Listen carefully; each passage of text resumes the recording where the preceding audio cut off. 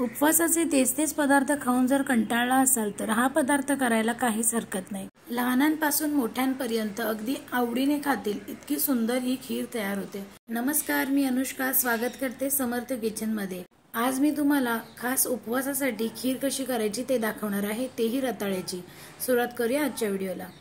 तर इथे मी रताळं घेतलेला आहे, तर रताळं उकडून घ्यायचं आणि छान सोलून घ्यायचं। आता या रताळ्याचा किस करून घ्यायचा आहे, तर इथे मी व्यवस्थित असा किस करून घेते। शक्यतो रताळं उकडूनच घ्यायचं म्हणजे वेळ वाचतो खीर तयार करताना। तर इथे हा व्यवस्थित असा किस तयार करून घेतलेला आहे। आता खीर तयार करणार म्हणजे दूध तर लागणारच, त्यामुळे इथे मी दूध तापत ठेवलेलं आहे। तर हे पाऊण लिटर दूध आहे, तर मी दूध गरम करून थंड केलेलं होतं म्हणजे छान अशी दाट साय येते त्याच्यावरती। तर इथे मी दूध गरम करून घेतलं होतं, तर परत एकदा मी गरम करण्यासाठी ठेवलेलं आहे।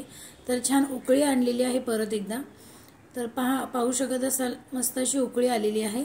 आता यामध्ये साखर घालायची आहे। रताळं मुळातच गोड असल्यामुळे साखर बेताची घालायची। तर तुम्ही साखरेच्या ऐवजी कंडेन्स मिल्क देखील घालू शकता। जर कंडेन्स मिल्क घातलं तर साखर घालायची नाही। तर आता इथे मी साखर पूर्णपणे वितळवून घेत आहे। तर ही प्रोसेस सगळी मंद आचेवरतीच करायची, नाहीतर दूध उतू जातं। आता यामध्ये मिल्क पावडर घालत आहे, त्यामुळे छान असं दाटसर तयार होईल। तर इथे 2 चमचे मी मिल्क पावडर घातलेली आहे। तर मिल्क पावडर पूर्णपणे ऑप्शनल आहे, मिल्क पावडर नसली तरी देखील चालेल। दूध थोडा वेळ जास्त आटवायचं। तर इथे परत एकदा छान व्यवस्थित मी असं ढवळून घेतलेलं आहे।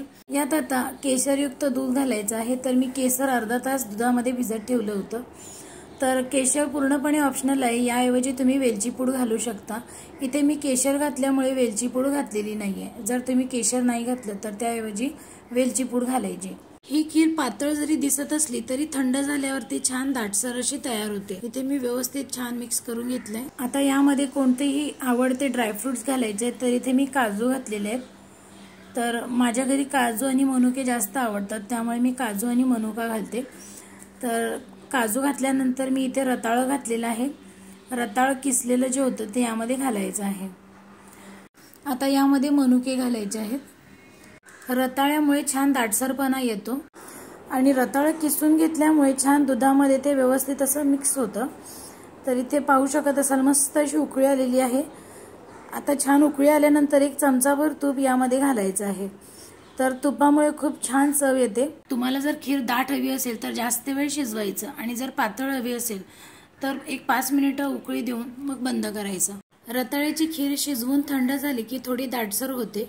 तर इथे खीरीला छान मस्त अशी उकळी आलेली आहे, तयार झालेली आहे उपवासाची रताळ्याची खीर। अशाच नवनवीन आणि चमचमीत रेसिपीज पाहण्यासाठी समर्थ किचनला लाईक, शेअर आणि सबस्क्राईब करा। पुन्हा भेटू नवीन रेसिपीसह, तोपर्यंत धन्यवाद।